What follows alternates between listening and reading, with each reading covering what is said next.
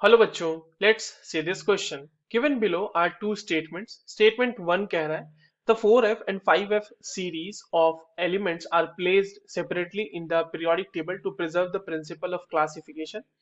And statement two says कि जो S block elements can be found in pure form in nature. In the light of our statement, we have to choose the appropriate answer from the given options. यहाँ पे चार options हमारे पास दिए हुए हैं।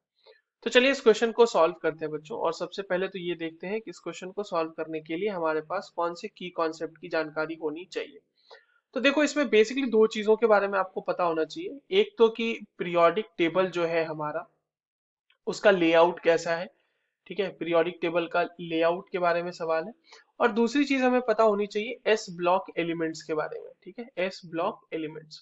Now जो हमारे पास बच्चों पहला स्टेटमेंट है कि 4f एंड 5f सीरीज जो है एलिमेंट्स के, वो सेपरेटली प्लेस किए गए, तो ये बिल्कुल सही बात है। ये इसलिए सही बात है क्योंकि आपने पीरियोडिक टेबल अगर ध्यान से देखा होगा तो उसमें जो एफ ब्लॉक के एलिमेंट्स होते हैं वो नीचे कहीं मेंशन्ड होते हैं, जिसमें 4f जो होते हैं वो कहलाते हैं लैंथेनॉइड्स, जो कि लैंथेनम से शुरू होते हैं।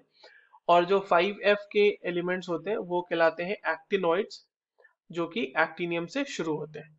ठीक है, तो ये दो तो सेपरेटली प्लेस किए गए। एंड इट इज ट्रू कि वो प्रिंसिपल ऑफ क्लासिफिकेशन को वैलिडेट कर पाए, क्योंकि what is the principle of classification, that the property of element is the periodic function of their atomic number. तो एटॉमिक नंबर के साथ साथ पीरियोडिक फंक्शन रिपीट हो सके, इस चीज के लिए, इसको मेंटेन करने के लिए ये चीज की गई है। तो ये पहला स्टेटमेंट तो हमारा बिल्कुल सही है। दूसरा स्टेटमेंट कह रहा है कि S block element can be found in nature, pure form. ठीक है, अब एस ब्लॉक के एलिमेंट्स कहने का मतलब बच्चों, हमने पहले एक ग्रुप का एलिमेंट लिया है, lithium, sodium, potassium, rubidium, caesium. और दूसरे ग्रुप में हम लोग कौन कौन से एलिमेंट को ले रहे हैं?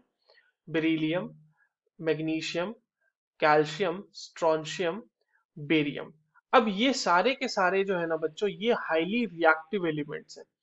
हाईली रिएक्टिव एलिमेंट्स हैं, इसीलिए कभी भी नेचर में ये हमेशा कंबाइंड फॉर्म में ही मिलेंगे। हमेशा इनके कंबाइंड फॉर्म में ही आपको ओर्स मिलेंगे, जहां पर से आपको इनकी एक्सट्रैक्शन करनी होगी। जैसे सोडियम के लिए वो आपको सोडियम क्लोराइड के फॉर्म में मिल सकता है, सोडियम सल्फेट के फॉर्म में मिल सकता है। ठीक है, सिमिलरली कैल्शियम कैल्शियम कार्बोनेट के फॉर्म में मिल सकता है, कैल्शियम ऑक्साइड के फॉर्म में मिल सकता है, मैग्नीशियम के साथ भी वही है। तो ये हमेशा कंबाइंड फॉर्म में नेचर में मिलते हैं, ना कि प्योर फॉर्म में। तो स्टेटमेंट टू जो है बच्चों वो हमारा गलत है। तो statement one is true but statement two is false, and this particular combination is given in the option number C. So that is our correct answer. I hope you understood this well. All the very best.